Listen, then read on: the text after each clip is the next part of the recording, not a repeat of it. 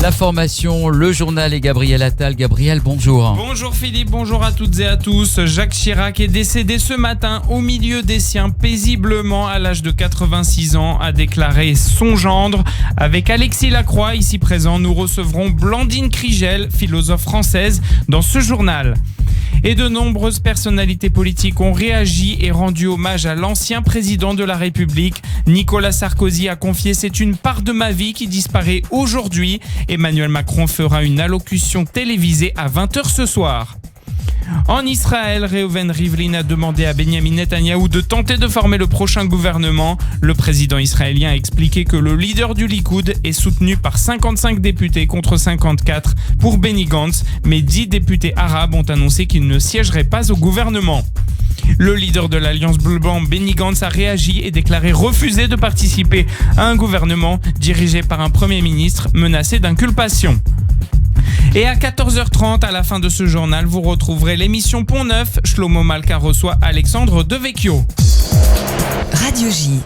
Jacques Chirac est décédé ce matin à l'âge de 86 ans au milieu des siens, paisiblement, a déclaré son gendre Frédéric Salabarou.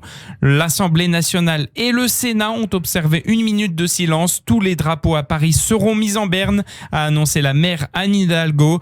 Celui qui n'apparaissait plus en public depuis plusieurs années fut président de la République pendant 12 ans, de 1995 à 2007, 2 fois Premier ministre, 3 fois maire de Paris, créateur et chef de parti et ministre à répétition.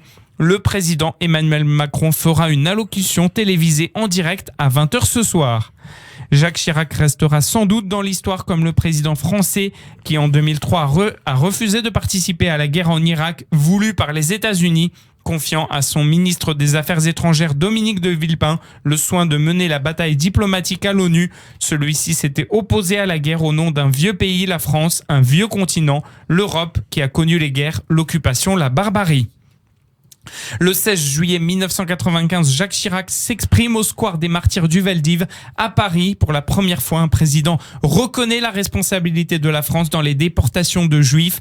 Il se démarque clairement de son prédécesseur François Mitterrand qui s'y était toujours refusé. « Je ne ferai pas d'excuses au nom de la France.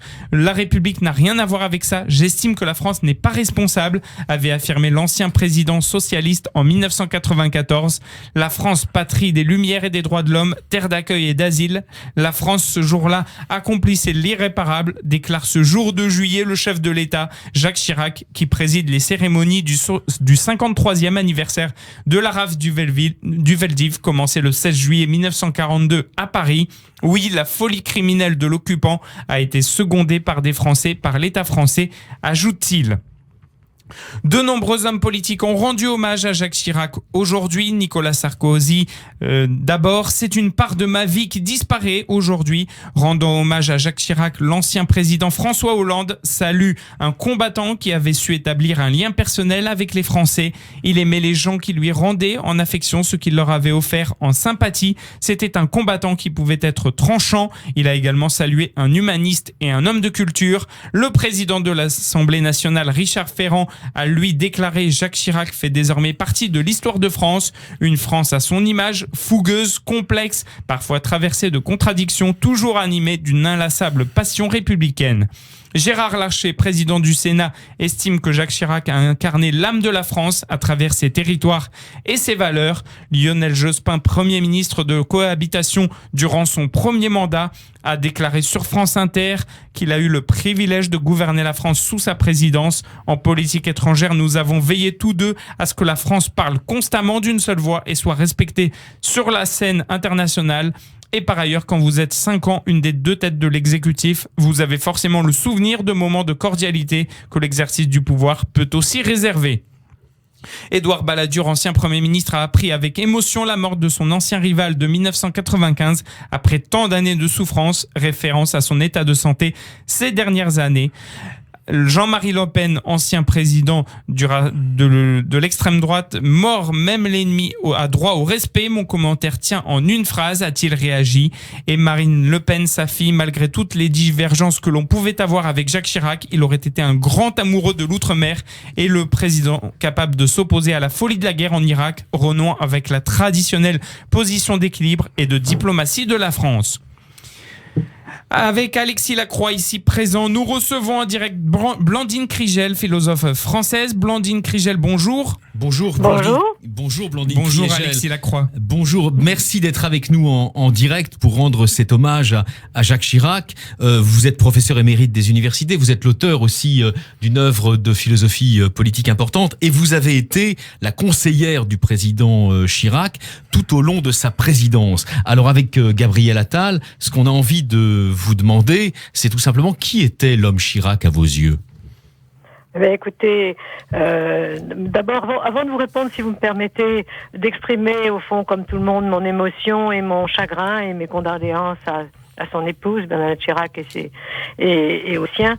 Mais pour donc là prendre votre question au vol, au fond, vous savez, comme avait dit Peggy pour Descartes, un cavalier français parti d'un si bon pas.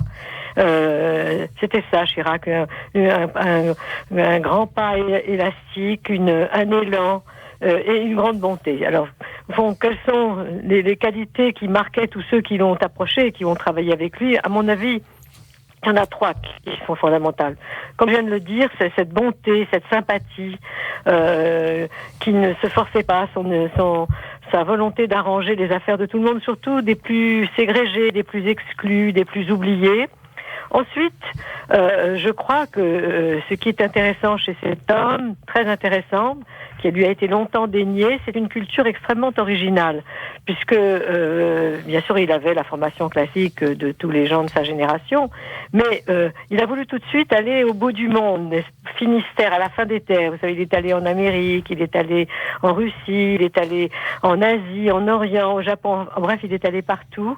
Il avait des passions privées, secrètes pour la littérature russe. On se souvient de ses dilections pour certains auteurs russes. On se souvient de sa dilection aussi pour les haïkus, par exemple. Ou les sumos, les sumos au Japon. Pour les sumos aussi, vrai, oui. Mais vous voyez, en général, on présente ça comme quelque chose d'étrange dans la France hexagonale qui serait, dit-on, repliée sur elle-même. Or, ce n'est pas vrai, parce qu'il y a une grande tradition de la France d'ouverture au monde. Elle vient de la Renaissance. Vous savez, quand François Ier, l'amiral de Coligny, Catherine de Médicis elle-même ont voulu que les Français soient associés à la découverte de l'Amérique du Sud et du Nord, et ont créé d'ailleurs déjà en Floride une nouvelle France, jusqu'au voyage de Bougainville au XVIIIe siècle, et surtout, ce sont les Lumières françaises. Et Chirac est au fond de cet enracinement qui nous ont sortis du seul bassin médiditerranéen pour s'ouvrir aux autres civilisations. Alors, ce qui reste dans l'esprit de beaucoup de nos auditeurs aussi, Blandine Kriegel, et vous étiez là pour en témoigner, c'est le geste mémoriel considérable qu'il a effectué dans les premiers mois de sa présidence, lorsqu'il a prononcé le discours qui est resté dans les mémoires comme le discours du Veldiv, reconnaissant la responsabilité de l'État français dans la déportation de 72 000 juifs français. Comme l'avait dit un journal américain, un discours pur comme du cristal. Un discours pur comme du cristal. Un discours du cristal. Eh bien là, vous voyez, la troisième qualité de Chirac, n'est-ce pas, c'est son courage. Le courage d'aller à contre-courant, de se battre pour les idées. Il ne faut pas oublier qu'en vérité, Chirac, bien sûr, on a dit, il a fait toute sa carrière dans la droite, mais c'était une droite d'un certain genre. C'est la droite issue du général de Gaulle et de Pompidou, c'est-à-dire une droite qui respectait et qui honorait la résistance, une droite qui avait un grand sens de la dignité du travail et des travailleurs, une droite républicaine qui est également en vérité, n'est-ce pas, était absolument opposée à toutes les ségrégations, au racisme et à l'antisémitisme. Et c'est ça qu'a exprimé Chirac. Que reste-t-il de son action justement pour le pays? Quel est en 2019 son héritage? Écoutez, d'abord, je dirais que ce qui a marqué quand même son action, et moi je le connais mieux que j'ai travaillé avec lui, c'est la politique républicaine d'intégration. C'est deux choses. C'est la politique républicaine d'intégration qu'il a menée contre les idées communautaristes qui venaient d'outre-Atlantique et qui étaient en vogue, et peut-être même contre il a avec vous l'assentiment d'une partie de son camp. Blandine, c'est Chirac qui a mis Oui, Blandine Kriegel, il a avec vous, avec le Haut Conseil à l'intégration, notamment, Oui. remporté une bataille contre la vision multiculturaliste. Il a remporté une très grande bataille. Ouais. Le Conseil Vous avez avait été mis en réussi. place par Rocard. Vous avez Mais réussi. on l'a supprimé Ouais. par Vous pensez que vous François avez. Hollande. Et là, Ouais. n'est-ce pas, réunissant la commission Stasi, où il y avait d'éminents universitaires comme Alain Touraine et René Raymond, qui, au terme de leurs travaux, ont préconisé la fameuse loi sur le voile, Chirac, contre vents et marées, l'a fait passer et nous a évité, non pas malheureusement les assauts de l'islamisme extérieur, mais les meurtres ethniques qui défigurent le sol anglais, par exemple, encore aujourd'hui. Nous avons eu 20 ans de tranquillité grâce à lui. Grâce à Jacques Chirac. Donc Déjà, le grâce à rempart, Jacques Chirac. le rempart. Il a compris qu'en Blandine France, il y a des Kriegel. millions de personnes, face à des millions de personnes qui sont de confessions différentes et qu'il faut tenir la France rassemblée. Alors là, je réponds maintenant à votre dernière question. Eh bien, justement, qu'est-ce que il restera, à mon avis, de Chirac? Alors, beaucoup de commentateurs l'ont dit et je les rejoins. L'idéal républicain, le patriotisme, une certaine image de la France rassemblée et ouverte, évidemment, aux problèmes actuels et au monde comme il est. Et là, vous voyez aussi, n'est-ce pas, Chirac était très conscient de la fragilité du tissu social français. C'est pour ça qu'il a voulu, on le lui a reproché, il a voulu éviter la déchirure. Il a voulu maintenir une France rassemblée. Il a voulu éviter une guerre civile. Et d'ailleurs, d'une certaine manière, c'est ce qu'Emmanuel Macron fait aujourd'hui, n'est-ce pas? Il s'inscrit de ce point de vue dans cette continuité avec Chirac. Et ça, c'est une chose qui est fondamentale et qui doit rester. Moi, j'ajouterais, eh bien, je pense que vu, si vous voulez, la sympathie qu'il a dégagée, et eh bien, peut-être que au fond, ce qui restera, c'est la fierté d'avoir au fond élu un homme comme lui président de la République, parce qu'il y a chez Chirac quelque chose d'hugolien, vous voyez, de quelque chose au fond, un élan de la France. Alors, ce soir, le président de la République, Emmanuel Macron, va lui rendre également hommage à la télévision. Qu'est-ce qu'il y a de chiracien dans le macronisme, dans cette volonté de réparer le tissu meurtri, le tissu social meurtri de la nation? Eh ben, vous voyez, ça, c'est exactement ce que vous dites, c'est-à-dire qu'il y a l'idée, par exemple, le grand débat, ou de débattre avec les Français, de ne pas laisser la guerre civile s'installer, de ne pas laisser les manifestations des casseurs, de ne pas laisser, au fond, les gens se déchirer, de ne pas laisser toutes les extrêmes prendre le pouvoir pour maintenir l'unité nationale française. Au-delà, par ailleurs, des divisions qui sont normales, qui existent dans toutes les démocraties. Mais de maintenir cette unité, de maintenir le rassemblement. Ça, c'est, je crois, un souci de notre actuel président de la République. Et en cela, il s'inscrit au fond dans le sillage de ce que voulait Jacques Chirac. Alors, toute dernière question, Blandine Kriegel. J'ajoute que c'est pas facile et on reproche à ce moment-là les atermoiements, un pas en avant, 2 pas en arrière. Mais c'est ce prix. Toute dernière question. Pour maintenir notre unité. Toute dernière question, Blandine Kriegel, sans vouloir abuser de votre temps. Vous disiez, et c'est une très belle formule, un cavalier français parti d'un si bon pas pour Elle n'est pas de moi, elle est de Peggy. Naturellement. Elle Et donc, vous l'appliquiez à Jacques Chirac, vous repreniez à Peggy cette formule pour l'appliquer à Jacques Chirac, un cavalier français parti d'un si bon pas. Est-ce qu'il est arrivé très loin ? Oui, n'est-ce pas? D'abord, oui, parce que c'est allé très loin que d'abord, si vous voulez, au fond, cette fameuse union aujourd'hui des centres. Vous savez, c'est Valéry Giscard d'Estaing qui était son challenger, ils étaient opposés l'un à l'autre, qui avait dit la France veut être gouvernée au centre. Mais celui qui a vraiment gouverné la France au centre, longtemps, eh bien, c'est Chirac. C'est Chirac qui a su réunir des gens qui étaient éloignés les uns des autres. Blandine Kriegel, merci. Et en tout cas, faire une politique qui était ça. Blandine Kriegel, merci beaucoup. Je rappelle que vous êtes philosophe française. Au revoir et à bientôt sur Radio J. Merci beaucoup. Radio J, il est 14h16. On va marquer une courte pause et on revient dans un instant pour la suite de ce journal. Radio J, 14h17, la suite du journal, Gabriel Attal. Oui, Philippe, nous rappelons les hommages qu'il y a eu pour Jacques Chirac. François Bayrou, président du MoDem et ancien ministre de Jacques Chirac, a salué aujourd'hui l'attachement à l'unité des Français et aux valeurs républicaines de l'ancien chef d'État en indiquant qu'il lui en était reconnaissant. Il a été pour la société française comme président de la République aucun repère. Au fond, il a toujours refusé les affrontements trop violents. Il attachait une grande importance à ne rien faire d'irréversible entre les Français, a ajouté l'homme politique centriste à l'AFP. Le président de la Commission européenne, Jean-Claude Juncker, est touché et dévasté par la mort de l'ancien président français, un grand homme d'État et un grand ami, a déclaré le porte-parole en chef de la Commission. Et nous recevons Eric Lewin, notre chroniqueur économique. Eric, bonjour. Que reste-t-il du chiracisme économique ? Écoutez, c'est assez difficile parce que Jacques Chirac, c'est un changement de pied permanent. Alors on se rappelle qu'il avait vendu l'humanité, c'était dans les années 50, mais on ne retiendra pas ça. On retiendra 3 époques. En 76, il quitte Matignon. Alors il est pour un espèce de travaillisme à l'anglaise et critique la relance voulue par Giscard d'Estaing et Raymond Barre. En 94, il est pour la fracture sociale, donc il se construit contre Édouard Balladur. Et puis entre les deux, c'est l'ultralibéralisme. En 1986, c'est une politique ultralibérale, inspirée de Reagan, inspirée de Thatcher, inspirée de l'école monétariste, ce qui fait qu'on a du mal à définir Jacques Chirac d'un point de vue économique.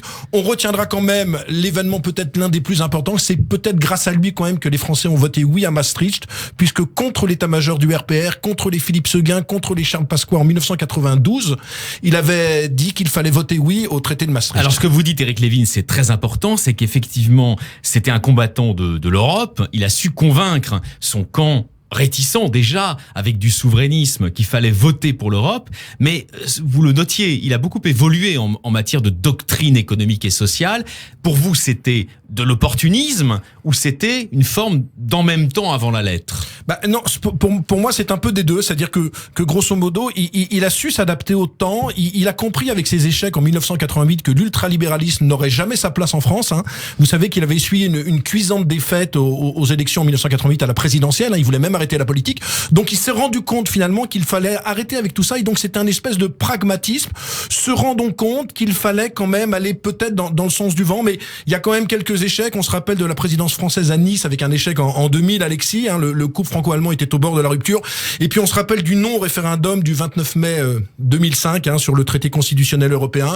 C'est un gros camouflet, et on peut dire quand même que sa présidence s'est assez mal terminée sur ce plan-là. Est-ce que vous pensez qu'aujourd'hui, une droite qui essaye de trouver une place entre le macronisme et l'extrémisme de droite peut être tentée de retrouver une partie de son logiciel idéologique et économique en se tournant vers les années Chirac? C'est difficile parce qu'encore une fois, est-ce que c'est des années Chirac de l'ultralibéralisme? Est-ce que c'est des années Chirac du travaillisme? Le problème, c'est qu'il a tellement changé de pied en économique, il reste aucune doctrine Chirac d'un point de vue économique. Disons que c'est un homme qui a su s'adapter au temps, et c'est peut-être, Alexis, finalement une grande victoire. Alors Blandine Kriégel, qui a été sa conseillère à l'Élysée, disait à l'instant au micro de Gabriel Attal que c'était l'homme du rassemblement. Vous pensez que c'est ce qui va rester des années Chirac, cette capacité à fédérer des Français d'origine et de provenance, d'attaches géographiques et sociologiques très différentes? Écoutez, c'est surtout pour moi la volonté d'y aller, de réussir. Vous vous rappelez d'une interview au début des années 95 avec Arlette Chabot, je crois que c'était sur le plateau de France 3, où il était à 10% dans les sondages, et où il avait véhément critiqué la journaliste qui lui disait finalement de ne pas y aller. Je crois que c'était ça, Jacques Chirac, c'était une volonté de réussir, et c'est sans doute l'une des plus belles carrières politiques quand même de la Ve République. 2 fois Premier ministre, pendant plus de 20 ans maire de Paris, président de la République, réélu alors que tout le monde pensait qu'en 2002 il serait sans doute battu par Lionel Jospin, et finalement il est ressorti à tout. C'est simplement la mort qui a fait partie de ce monde.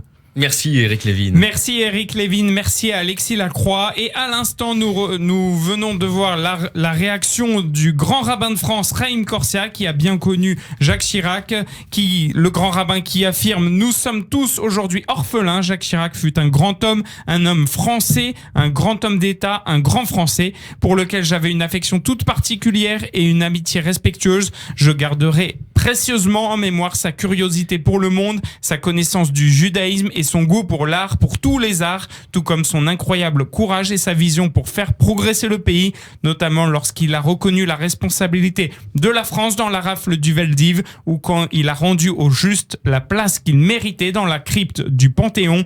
Souviens-toi, n'oublie rien, avait-il déclaré en hébreu en rendant hommage à Ilan Halimi. Nous nous souviendrons toujours du président Chirac et n'oublierons jamais le chemin qu'il a tracé pour la France, pour que brille et rayonne notre pays dans le monde. Je pense avec respect à son épouse et sa fille et leur adresse mes meilleures pensées. Je cite Chaim Corsia, le grand rabbin de France. Oui, on peut dire d'ailleurs, Gabriel, que cette affection que le grand rabbin de France a portée à Jacques Chirac, on connaît leur proximité, elle était réciproque. Elle était réciproque à tel point que Jacques Chirac est réputé l'avoir appelé Rabbeinu, le petit rabbin, ce qui est un signe évident d'affection et de proximité amicale. Donc les liens étroits de Jacques Chirac par l'entremise de Chaim Corsia avec le judaïsme et avec les juifs de France ne sont plus à démontrer en ce jour. En effet, Alexis, merci beaucoup Alexis, merci Eric Lewin. Nous continuons ce journal par la partie Israël. Benyamin Netanyahou avec ses alliés de droite et des partis religieux compte pour l'instant 55 soutiens sur les 120 du Parlement, et le centriste Benny Gantz avec le ralliement des partis de gauche et majoritairement arabes ne rassemble que 54 députés. En effet, hier soir, Reuven Rivlin a confié la responsabilité de constituer une coalition à Benyamin Netanyahou au profit de Benny Gantz. Celui qui a le plus de chances c'est Netanyahou, soutenu par 55 députés, alors que Gantz n'a que 54, mais 10 sur les 54 ont annoncé qu'ils ne siégeraient pas au gouvernement, a déclaré Rivlin lors d'une conférence de presse aux côtés de Benyamin Netanyahou. Benny Gantz, rival de Netanyahou aux dernières élections législatives en Israël, a affirmé hier soir refuser de participer à un gouvernement dirigé par un premier ministre menacé d'inculpation. Le parti bleu-blanc que je dirige n'acceptera pas de siéger dans un gouvernement dans lequel son chef est sous le coup d'un grave acte d'accusation, a confié sur sa page Facebook Gantz en référence à Netanyahou qui doit être auditionné pour des affaires de fraude et malversation. Radio J, il est 14h24, on va marquer une courte pause et on revient dans un instant pour la suite du journal. Radio J, 94.8.